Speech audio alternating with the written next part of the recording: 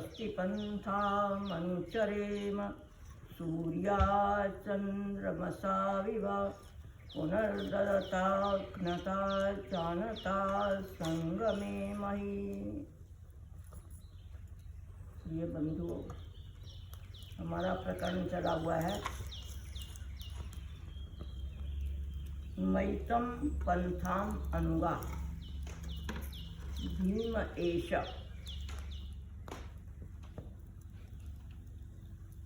मैतम पंथाम अनुगा तम एतत्, इसमें अंधकार है। पुरुष मात्र पत्था, ये पुरुष, इसके ऊपर तुम पग मत रखो, पद मत रखो। भयम परस्तात् अभयम ते अर्वाक, इस ओर भय है और उस ओर अभय है, ये इसका अर्थ था। तो इस पर हमने भौतिकवाद और अध्यात्मवाद के ऊपर विचार किया। भौतिकवादी जो हैं वो ये कहते हैं कि यावत जीवेत सुखम जीवेत ऋणम कृत्वा घृतम पिबेत। अब ये जो भोगवाद की भावना है,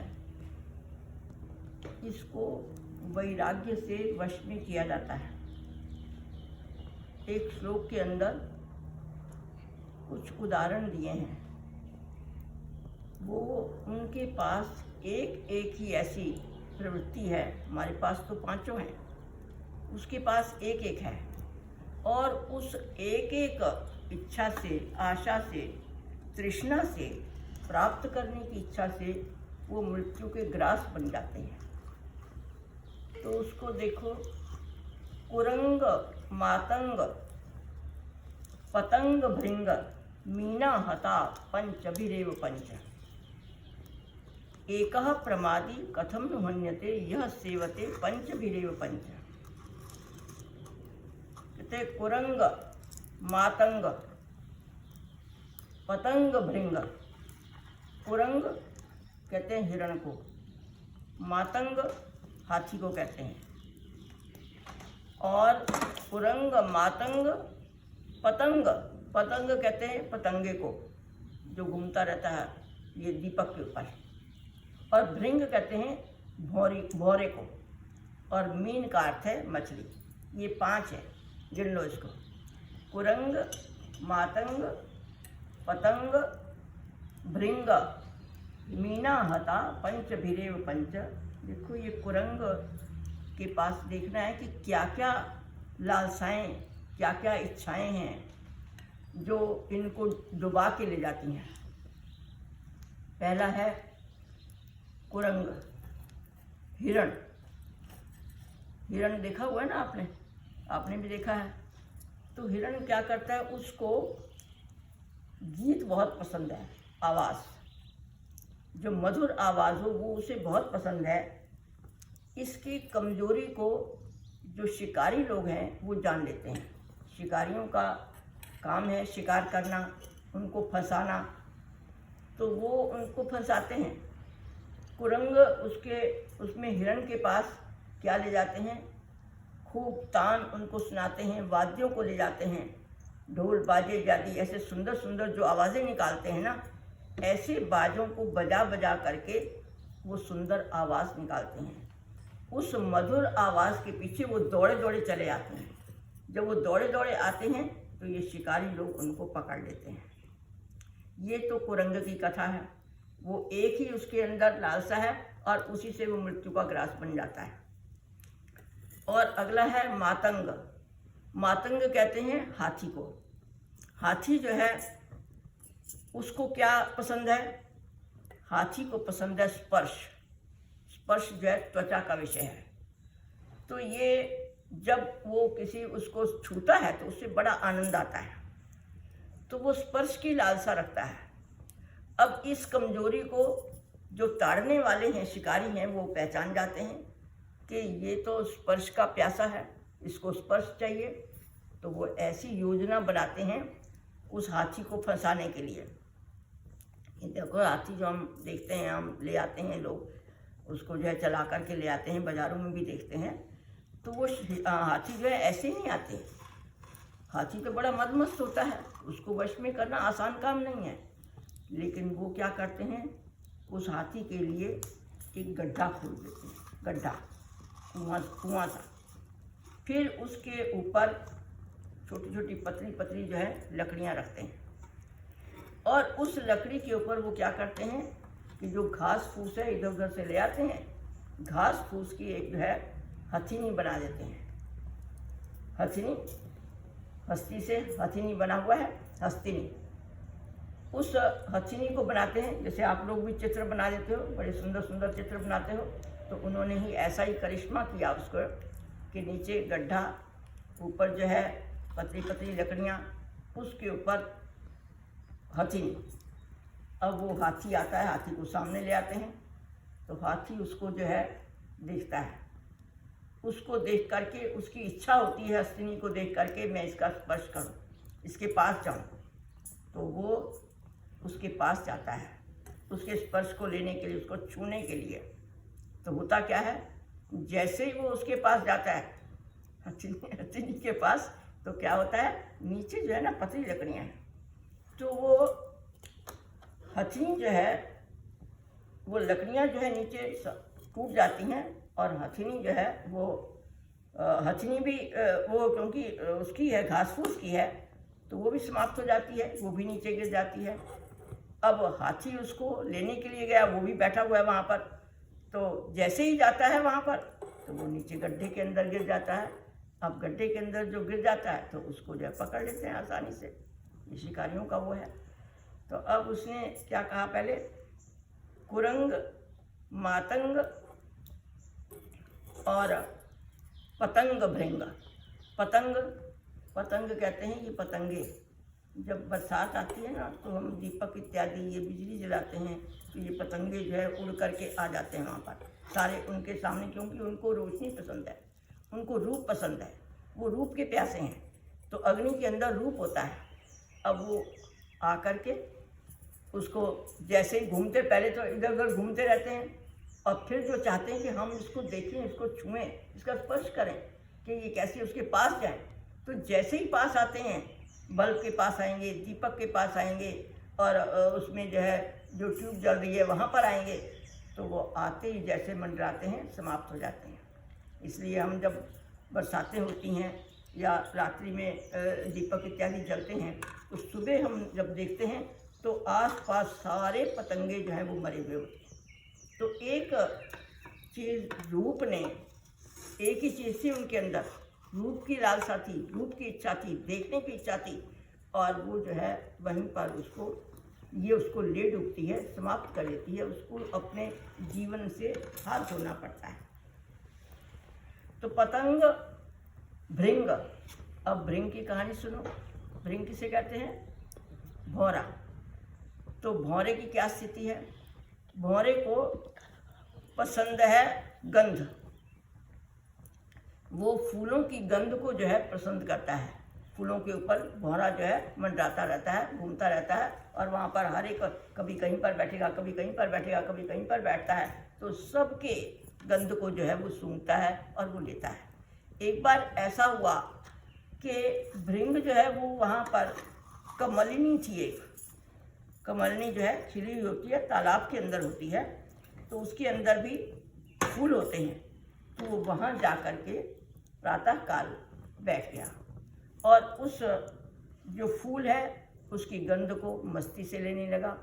वो भूल गया, करते करते जो है सुबह बैठा, उसको रात हो गई। जब रात हो गई तो उसे, और रात को जो ये कमलियाँ सारी जो है बंद हो जाती हैं, उनके पत्ते जो है मुरझा जाते हैं, साथ में मिल जाते हैं, तो वो जो फूल है वो उसके अंदर दब गया, और ये फूल की गंध को सूंघ रहा था।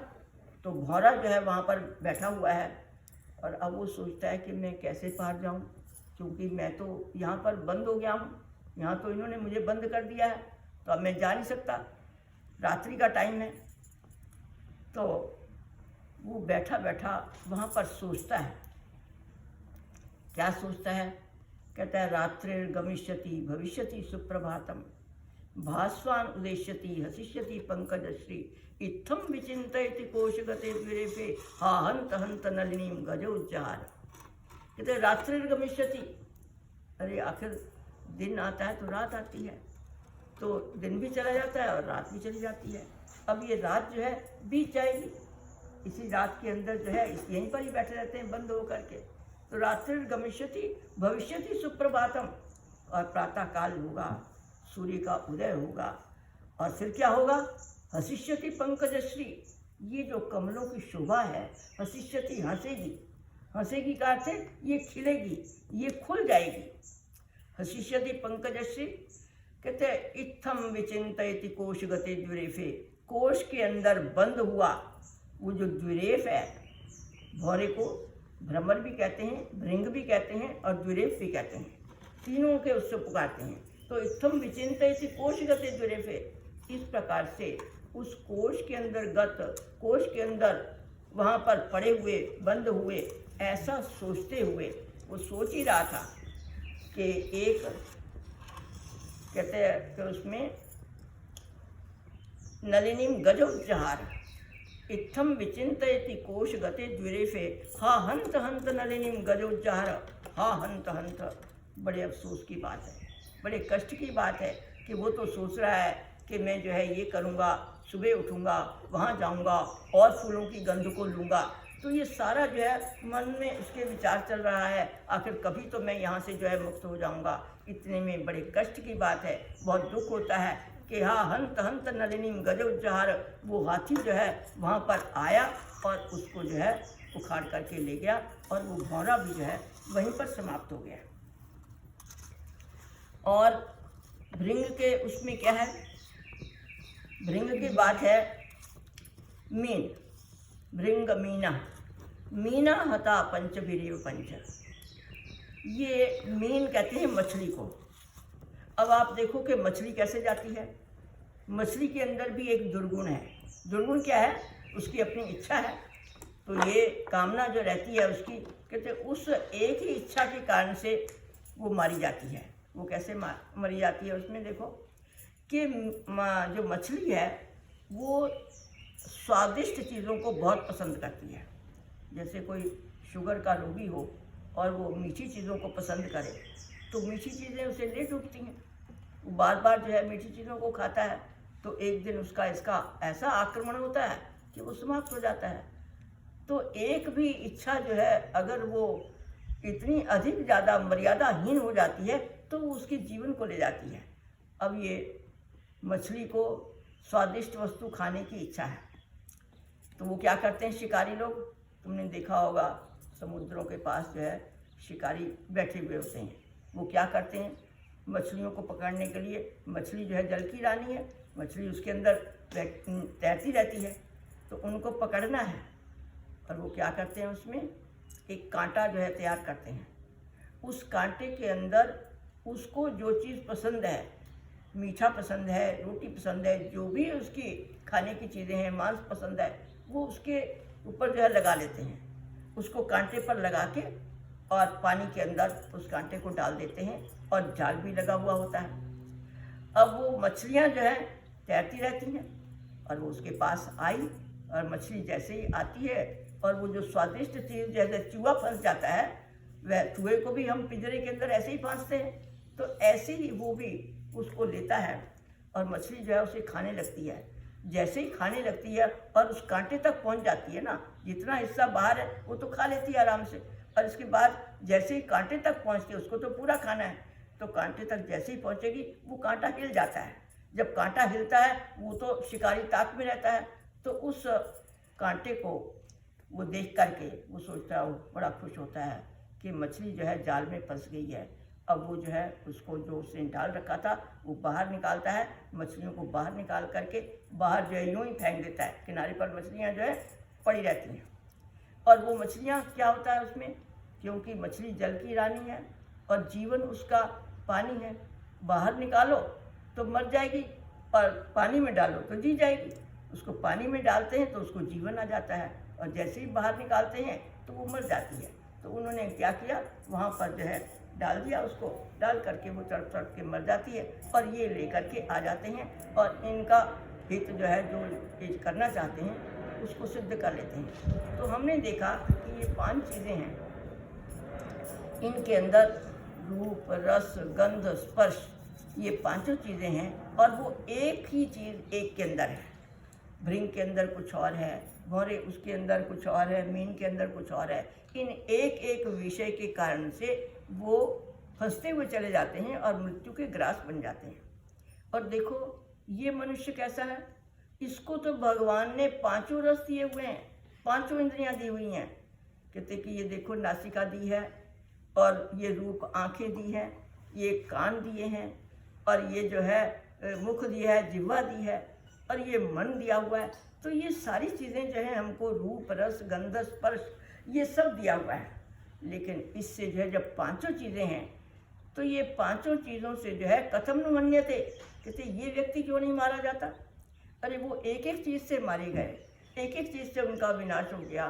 ये पांचों चीज़ों से ये फिर भी जिंदा रहता है, ये जो है पांचों का विषय भोगता है और फिर भी जो है जिंदा रहता है। कहते हैं कि ये जो है ये क्यों नहीं समझता है, ये बड़े आश्चर्य की बात है।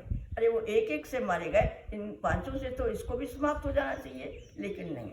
अगर ये भी मारे जाते हैं, अगर ये समझते नहीं हैं, इनके पास विवेक नहीं है, इनके पास अगर विचार नहीं है, अगर इनके पास वैराग्य नहीं है, उनसे अनासक्ति नहीं है, तो ये भी जो है मृत्यु का ग्रास बन जाते हैं। बहुत सारे ऐसे व्यक्ति हैं जो रोग के अंदर जो है खाते पीते जो ही वो हो जाते हैं और समाप्त हो जाते हैं। जो जो इच्छा होती है उसके कारण से, अब जैसे मैंने बताया था कि मदिरा पीते हैं, मदिरा का विचार नहीं करते और अधिक ले लेते हैं, अधिक लेने के कारण से जो है वो मृत्यु का ग्रास बन जाते हैं। जिस इच्छा को वो उसकी कोई सीमा नहीं रखते हैं, उसी से ही वो मारे जाते हैं। तो क्यों कहते हैं कि ये जो इनको तो समझ नहीं है, हमको तो समझ है ना। कहते कि ये जो मछली है और ये हाथी है, कहते इनको तो समझ नहीं है। ये तो चलो जो पतंगा है वो शलभ है, वो उसके अंदर चला जाए, रूप को देखते हुए जो मारा जाए, कोई बात नहीं, उनको समझ नहीं है, बेसमझ है। ये मछली जो है जाल के अंदर फंस जाती है, उनको भी समझ नहीं है, चेतना नहीं है। अगर उनको समझ हो तो वो अपने आप को बचा लें। जितनी ये चीज़ें हैं इनको समझ नहीं है। कहते विजानन तो पेते, कहते हम लोग तो जानने वाले हैं, हम तो समझदार हैं, फिर भी विपत्तियों के जाल के अंदर ये जो हमको फंसाने वाली इच्छाएं हैं, हम इनके अंदर फंसे रहते हैं। और देखो ये मोह की महिमा, आसक्ति की महिमा जो है ये कितनी विचित्र है, कितना इसको हम समझ ही नहीं पाते हैं। तो इस मोह को हम समझते नहीं हैं, क्यों कि भोगों को भोगते हुए चले जाते हैं। भोगा न भुगता वयमेव भुगता, कहते ये भोग तो वैसे के वैसे रहते हैं। ये रेडियाँ जो हम देखते हैं, कभी कहीं केले पड़े हैं, कहीं संतरे पड़े हैं, कहीं और अंगूर पड़े हैं, ये सारी की सारी लदी रहती हैं, ये भरी रहती हैं। लेकिन एक दिन जो खाने वाले हम प्राणी हैं, जो ले करके लेते हैं, एक दिन हम समाप्त हो जाती हैं। तो भोगा न भुगता, जितनी भी हमारी भोग की वस्तुएं हैं, जितना भी धन है, जितनी भी संपत्ति है, जितना हमारे पास ये जायदाद है, वो सारी की सारी ऐसे के ऐसे रहती है। ये मकान भी ऐसे ही पड़े रहते हैं, लेकिन इनको भोगने वाला जो है वो चल देता है। तो भोगा न भुगता वयमेव भुगता, हम तो भोगे जाते हैं, हमारी आयु समाप्त हो जाती है, ये कभी भी जो है ये समाप्त नहीं होते। इनको तो चिर जीवन जो है मिला हुआ है। और भोगा न भुगता वयमेव भुगता, तपो न तप्तम वयमेव तपता, जितना परिश्रम हम करते हैं अपने जीवन के अंदर, जितना तप तपते हैं इनको भोगने के लिए, कहते वो जो है समाप्त हो जाता है। जब हम समाप्त हो जाएंगे तो हमारा तप भी समाप्त हो जाएगा। लेकिन वो तप जो है रहता है, वो तपस्या फिर भी रहती है कि उस तपस्या के कारण से आपने मकान बनाया, उस तपस्या के कारण से जो है आपने परिवार को खड़ा किया, उस तपस्या के कारण से जो है आपने अपने व्यापार को चलाया, वो सारी का सारा वैसे ही पड़ा हुआ है। लेकिन हम जो है वो चल देते हैं। तो क्यों ऐसा होता है? कहते कालो न यातो वयमेव याता, ये जो समय है ये भी नहीं जाता। ये भी समय जो है भूत भविष्य वर्तमान ये सारे ये हमारी दृष्टि से हैं, हमारे लिए चले जाते हैं। न भूत रहता है, न वर्तमान रहता है, न भविष्य रहता है। और लेकिन इसके बाद काल तो वैसे का वैसे रहता है, भूत भी है, वर्तमान भी है और भविष्य भी है। क्यों ऐसा होता है? कहते हैं कि एक ही चीज़ ऐसी है जो रहती है, ये तो सारा नाश हो जाता है। और वो क्या है, तृष्णा न जीर्णा वयमेव जीर्णा। कहते कि तृष्णा ही समाप्त नहीं होती है और हम जो है जीर्ण हो जाते हैं, हम पुराने हो जाते हैं, हम नष्ट हो जाते हैं, हमारी इच्छाएं समाप्त हो जाती हैं। लेकिन एक तृष्णा जो इच्छाओं को भोगने की जो इच्छा है वो समाप्त नहीं होती है। अगर वो समाप्त हो जाए तो हम निश्चित रूप से वैराग्य के रास्ते के ऊपर चल पड़ते हैं। तो हमारा ये विषय था कि भयम के परस्तार अभयम अर्वाग। तो अभय जो है इस रास्ते के ऊपर जब हम विवेक पूर्वक चलते हैं, जब हम इनको प्रवृत्ति मार्ग को जो है निवृत्ति मार्ग का साधन बना लेते हैं, तो हम मोक्ष को प्राप्त करते हैं। तो ऐसे में और कई जन्म जन्मांतर तक जो है हमें मोक्ष की प्राप्ति होती है। कई जन्म जो है हम जन्म नहीं लेते हैं और आनंद के अंदर रहते हैं। इस प्रकार के मार्ग की हम खोज करें, यही इसके अंदर कहा है। ओम शांति।